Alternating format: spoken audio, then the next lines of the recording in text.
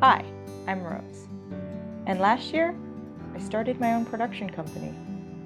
Hello, my name is Jordan Resnick, and I am with Pandora's Garden Studios. Oh, hello, my name is Beatrice Bibi Rosa. I am a writer for Pandora's Garden, and I'm also an actor for Pandora's Garden Studio. I'm gonna do something that's not me running around.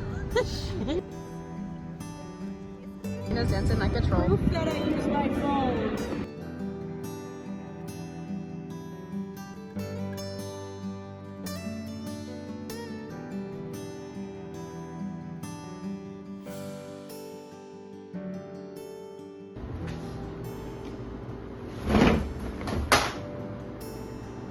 Now let's take it back. Before this company started, I had a couple things going for me. I met an actress, got my first 3 gigs as a videographer, and I was building out a bus. We went to Brooklyn Bowl, and it was a really fun time. And we went back to my apartment the next day, New Year's Day, and slept over. And then Rose and I discussed her idea for starting up a company, and she asked if I wanted to get involved, and I said, yes, very much, I would like to get involved. And we've been working together ever since.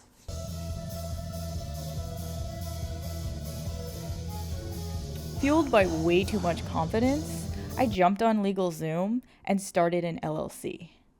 And thus, Pandora's Garden was born. Well, it wasn't that simple. I had a mountain of paperwork that I had to deal with. I had to learn how to make a website, build a logo, and figure out how to choreograph all these people. This year was kind of a whirlwind. I feel like I got the opportunity to wear many different hats. It was my first time ever, well, not my first time directing a film, but my first time directing a film to such a large capacity, you know, like having to direct other people and, you know, figure out the set and stuff. I feel like usually, I was usually accustomed to someone else figuring out that stuff and then like placing myself, you know? So it was interesting to be on the other side of things where you had to figure out everything for the shot. So I gathered Jordan and Beatrice, and we started shooting, and we made our first film. It starts with darkness. And it starts with darkness, or it ends with darkness. I can never really tell, but one thing I know is followed by the screeching of my alarm clock. Where Rose wrote, directed, and edited that, and she brought me on board to be the lead actor. And it was a pretty heavy experience. It was good. It was our first time working together, and it was pretty deep emotionally. There was just a lot of angst and anger and just mutual frustration we were both dealing with, and just wanted to be able to express that through film was a really powerful experience. Once It Starts with Darkness was in post-production, my team and I hit the ground running and started creating 2 more short films.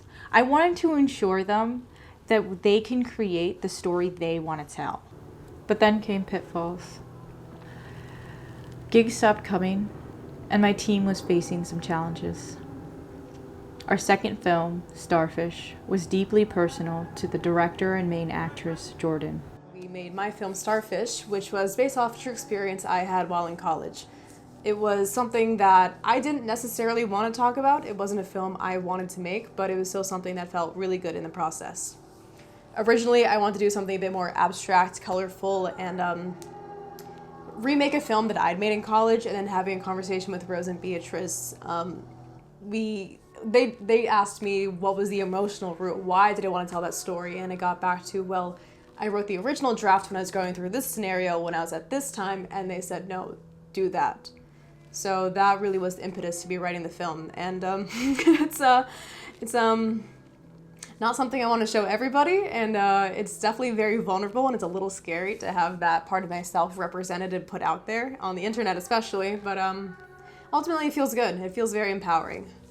And even though it was hard to navigate, I do believe a good story needs to have real emotions, needs to be coming from something true and honest.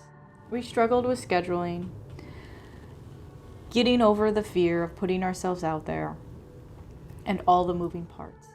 Dealing with new people, because I met Rose the summer beforehand, and we didn't really start talking until a couple months before going to the company. So it was very interesting for us to see how our relationship is developing as we're building a company in real time. So us being able to have arguments and disagreements and then come back together and say, hey, let's talk this through, that's been really powerful, and I feel like we've become a lot stronger because of that, and I really do appreciate and value our friendship at the base of it all.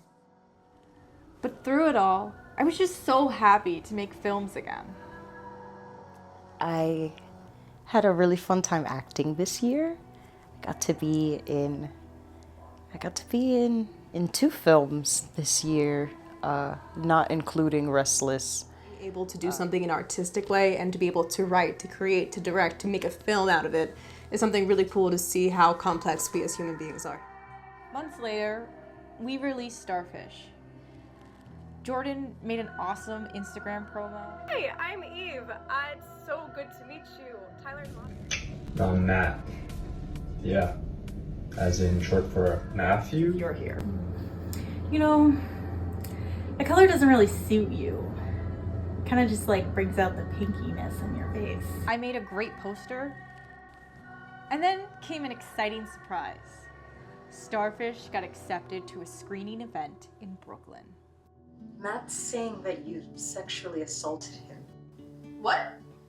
Yeah, What? What did you say? nothing. Watching my film on the big screen was nerve-wracking. I could feel my heart pounding as it played. But then, something amazing happened. Overnight, Starfish got 1,000 views. And that might not be a big deal to some people, but to me, imagining 1,000 people in a room watching my work felt like a big deal. And that was the motivation I need to not stop. After, we jumped into more projects. A Hitchcock challenge that created Where's Dad? Oh, Elijah, tell me more about you. Oh my goodness, I want to hear everything. Please, I'll let you. I want to see you grow. I want to see you travel, see the world, go out there, because you just never know what you're going to see if you don't go out there and see something. Because staying at home and taking care of Dad isn't good for you.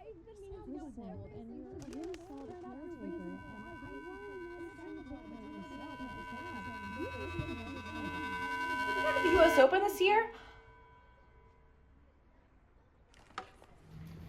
I want to ask first, was that a drone shot? No, that was my phone. I put it on a monopod, and then I just went slowly down. Oh, So, wow. if you ever want to take a drone shot, I know how. That's like guerrilla filmmaking. That's crazy. Talk about the Hitchcock in this. And one of the biggest things he talked about is that there's a bomb under the table, and everyone's talking about baseball. And so what the idea was is that the beginning shot, I really wanted you to immediately know that the dad has passed away. So that's why they had the intro sequence. And I wanted it to kind of boil up to like, the brother wants to talk about dad, and the sister does not at all. She just wants to be in her own world, and he has to get this out. And I was trying to build up to the lull, you know. That was kind of my influence throughout. I want to point out the beginning sequence of like the postcard and then the little things. I don't know if anyone noticed, but they had like the title of the film and also like directed by, assistant directed by. I thought that was really, really nice, and that's something I've noticed in a few of the films that you've shared with us. Just those elements of like higher production quality, those like attention to detail that are really, really nice to see in something that happens with such a high frequency like this. Yeah. So I commend you for that. It's really cool. Thank you so much. I get really obsessive and I'm like, does anyone see it? I hope so. And sometimes it's just for you. Yeah. So. Genesis of that. Actually, my favorite moment was when Rose and I, we were watching some Hitchcock movies, and she told me about her idea for Where's Dad, and being able to talk about that and to build the characters together was really exciting. So it's cool being able to see like, hey, where is this going to lead? That's been cool for me. Favorite moments? I think it had to be, honestly, helping to set up the shots for Where's Dad. I had a lot of fun, like, trying to figure out little background shit, like, you know, like holding a baby in the background, or like, you know, being able to, again, just be on the other side of things, like not in front of the camera, was a really interesting experience to have. Why is like food always like a big deal in our shots? Remember the sandwich thing? But eventually, the stress caught up with me. Gigs were being pushed back. Trips were ending in disappointment. And I felt like I was running on a never-ending hamster wheel. Where's Dad took an emotional toll out of me, and I was struggling to find the energy to participate in the next challenge. Mario, do you have something? Yeah. I was gonna say, like, all your films are like extremely like relatable. Like, I was wondering like where you get like that inspiration from for the references and stuff. I don't know. I guess like I'd like to just make films that are like I guess closer to home or the heart. I've been dealing with a lot of grief lately, so that's why this one is like a big deal to me, and I just kind of wanted to display it in a good way. Challenges as well, as we're all located in different parts of the city in Long Island, so coordinating everyone, that's been really fun. And I really love how New York City really makes it very convenient for people to meet up if you're coming from different places altogether. So that's been fun. Right.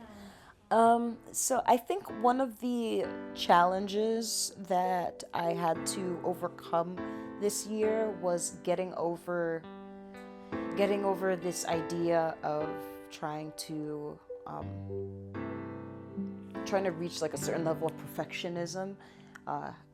When it came to finishing Restless, like, you know, I was just like, oh, it's got to sound perfect. The music has to be perfect. And we were like going back and forth on who was gonna make the music and whether we were gonna find someone. And then finally, I just said fuck it and got on GarageBand and made something, you know.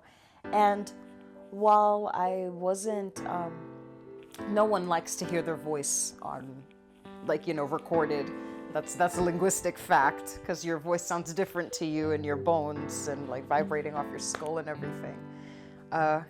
And I had to get over that, the insecurity around that I have around my voice and around, like, you know, trying to reach like a specific sound. You know, it's like you're gonna sound like you, and you gotta get comfortable with you, like, you know. And so that was one of the challenges that I had to overcome.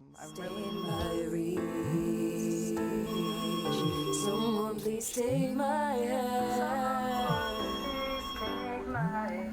Spend months away from the world for that girl.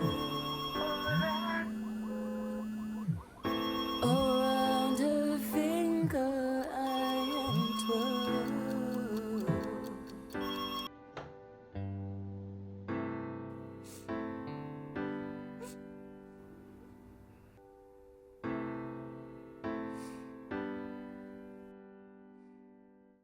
I needed to pause and breathe. And when I finally did, I learned an important lesson. That gigs will always be there, and there's no point in rushing to the finish line. I'm only in this point at one time in my life. Why not enjoy it? Patience. Be kind to yourself, be kind to other people, and especially if you're running a project, be on top of your shit. It's that simple. If you have a lot of people that are doing this out of passion and for love, you better be very specific with your intention so that other people aren't left in the weeds. The biggest thing I've learned this year is that you can make it happen no matter what. You know, we all of us in this company have had crazy schedules to work around. And we were depending on, you know, WhatsApp chats every Monday. And even something as small as that got the ball rolling, you know? And now we're making what we want to make. And so the biggest takeaway was, like, you know, whatever small steps you make, if you're doing the thing, you're doing the thing. Like, you know. So, yeah. I took a little while to finish this video because I wanted to make sure it's a proper reflection of the final year. And I'm glad I did, because in the last month, on December, I got a gig to edit a commercial for Hallmark and Hulu for American Cancer Fund. On top of that, I ended the year by submitting It Starts With Darkness to festivals, and it won Best Mobile Short of Gotham Film Festival and honorable mention for East Village Films. So there you go. What a great way to end the new year. And now, here we are, 1 year later since I started Pandora's Garden. I'm really excited for all the abstract films that I kind of want to create this year. More experimentation with music, and I'm really excited to try to like put my hand into the editing process, you know, in terms of like not just editing my own stuff, but freelance editing, since we want to try to do fans films and stuff. So I think it's going to be really fun to just bring other people's dreams to life as well. I have big dreams for this company. I want it to be a place where people can come and find stories in any form. I'm really excited for Restless to drop because it came out great. And I'm really excited for where we can go from here. I'm excited to see the stories we can tell and how we all bring out different aspects of each other. I'm incredibly grateful for everyone who has supported us, my team, and for you, sitting there and watching my films and commenting and liking. You don't know what it means to me. I hope you join me in this journey of growth. If you'd like to support us, there's a Patreon link below. And even if you just watch our next film, that would mean the world to me. Thank you for being here, and goodbye!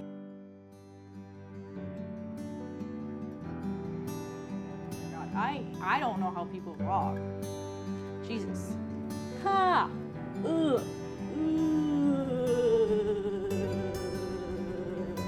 Okay, we'll move on. I'll do it one more.